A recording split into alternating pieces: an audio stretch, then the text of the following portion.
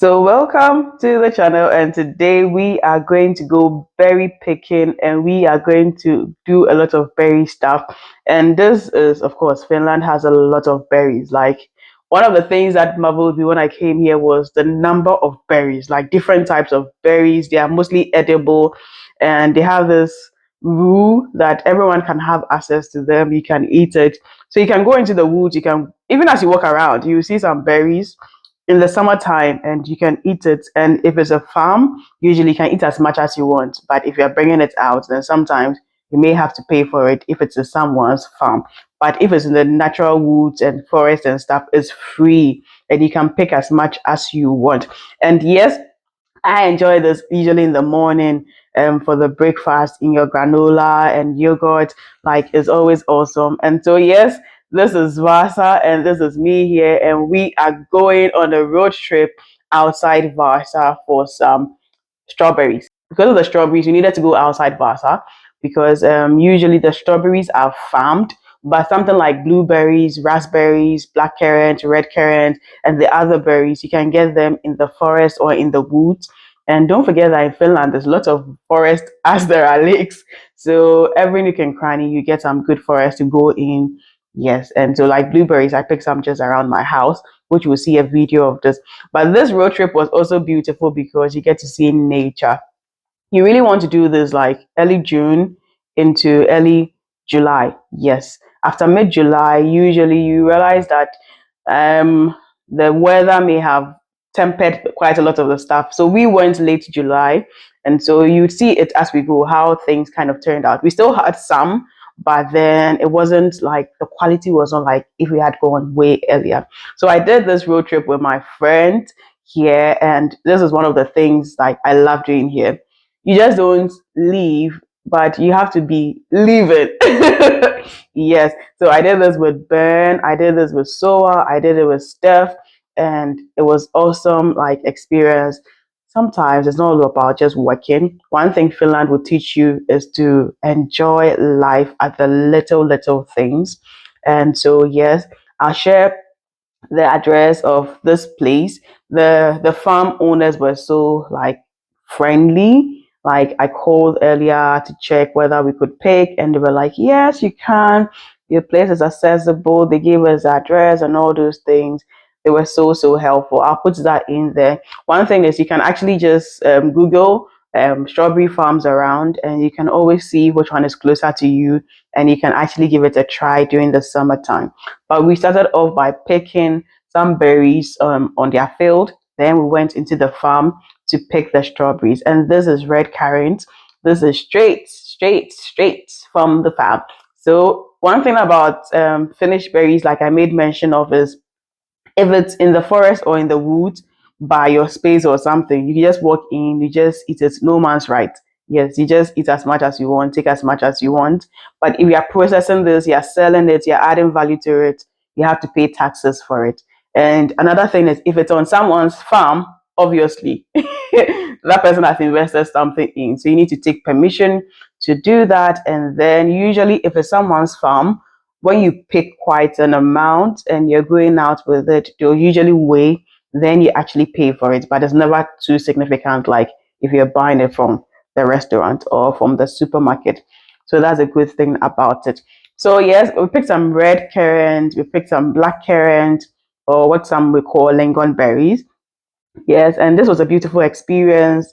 And for me, this was like also like mentally refreshing.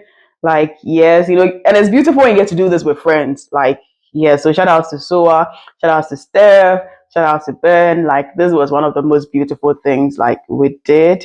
And like, I really did love it. Like, yeah. So, like I said, this really matters a lot. Like, one thing I've learned about Finland is the little things, is the little things.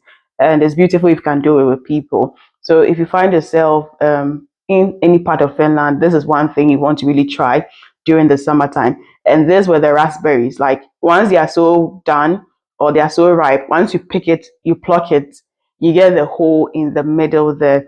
And as for me, as I was picking, I pick one into the bowl, I eat two. I pick one into the bowl, I eat two. Yes, I know, right? It's so safe. It's healthy. You can just eat it like directly on the farm. Then we went to the strawberry part, and I remember before we were going, we were just arguing, how is the strawberry tree like? Someone is like, well, it's long, you can stand and pick. Someone's like, no, it's short, it's like a scrap. And we're like, we'll see. And we got there and realized that, oh, that was a strawberry tree. Yes. And like I said, because we went a bit late, so the weeds, as it's raining, the weeds had kind of grown in there. And that made it picking very hard because you had to then take your time, pick the good ones, and then you have to be putting away the wheat and all those things. And Madam Hygiene, yes, so we use the gloves just to help us.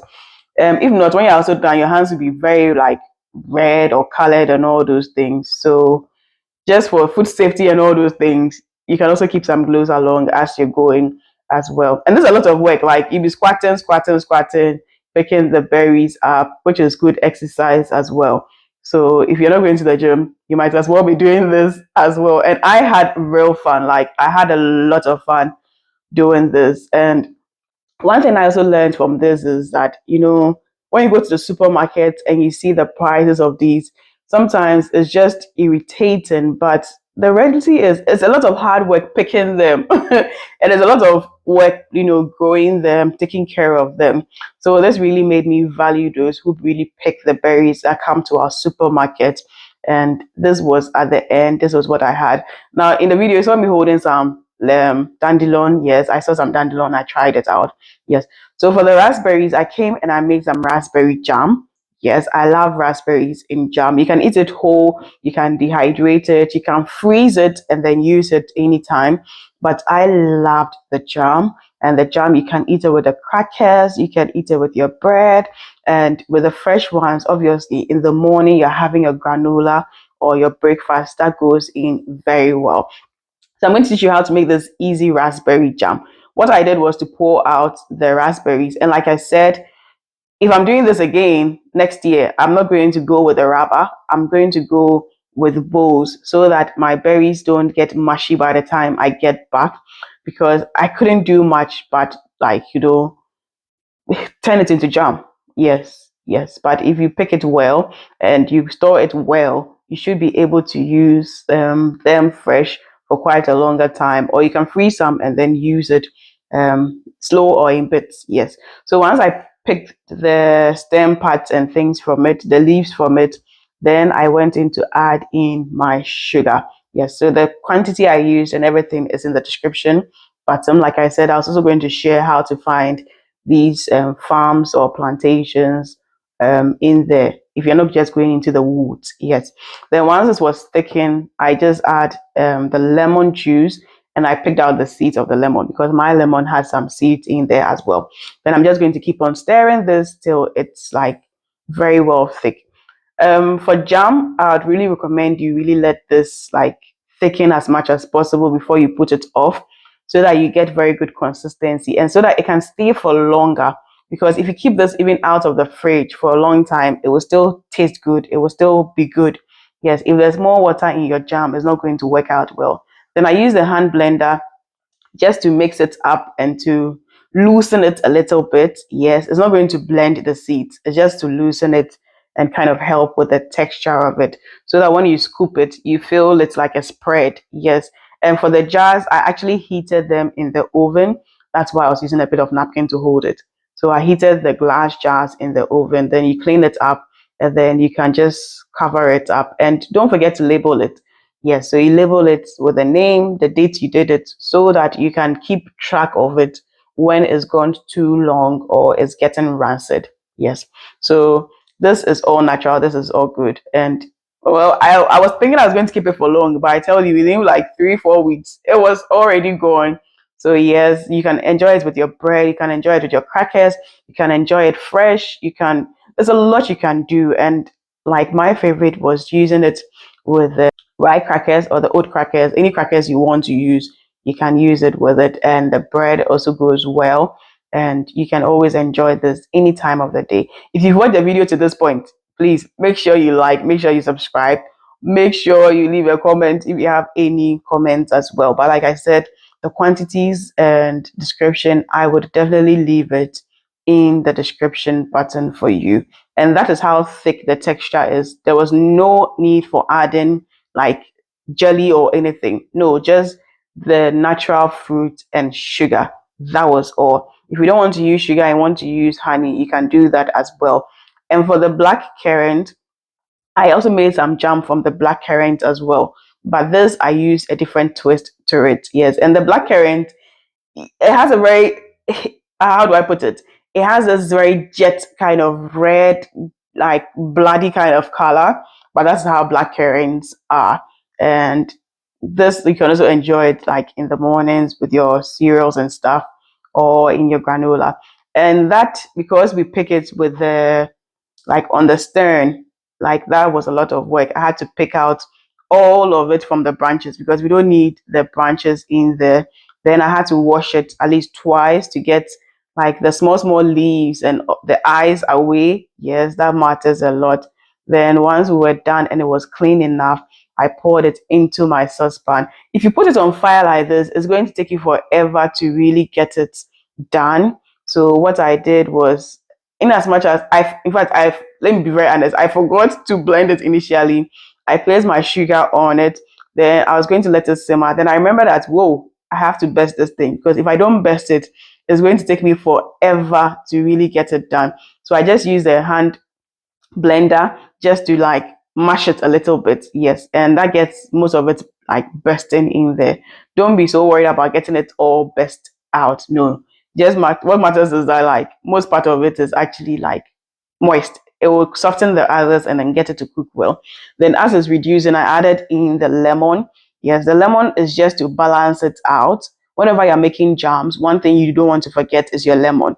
It actually balances things out. If you don't want to use sugar and you want to use honey, you can do that as well. Or you can just do a concentrate of it without using any sugar or honey, just the fruit, and then you make the concentrate. But then the reality is something like the red currant, even the black currant, like they all have this kind of very sharp kind of taste. So sometimes the sugar kind of helps you balance it out. Then of course I use the hand blender to actually like smoothen it out and loosen it out so that I get like the spread kind of texture. And even though it's like with all that I've done, you realize that it's not overly smooth because I was very much deliberate about it. If you want it very smooth, then what you can do is, instead of a hand blender, when you're starting, use your blender to blend it smooth. Then you make it into your jam. Yes, and when you're done, use a hand blender to just finish it off. Then I just package the rest in my jars. And like whenever you're packaging stuff, don't forget to add a date. Yes, don't forget to add a date. Usually you can keep this 6 months, 1 year, but yes, it's up to you. You can even freeze it and that will even stay for longer. But trust me, this is so good. It will finish like very early before your 6 months or 1 year. And this has no like additives, just basic ingredients. And you can make this at home. Like the texture is so good, the color is just inviting. And you can do a lot with this. You can make scones, you can make a lot of things from it. You can even dehydrate this, or you can freeze it and then use it fresh as well if you want it. But don't forget that when you make your jams, label them as well. So for the jars, like I said, it was sterilized. How do I sterilize it? I just heat it up in my oven, the jars and then the lids for just 5 or 10 minutes.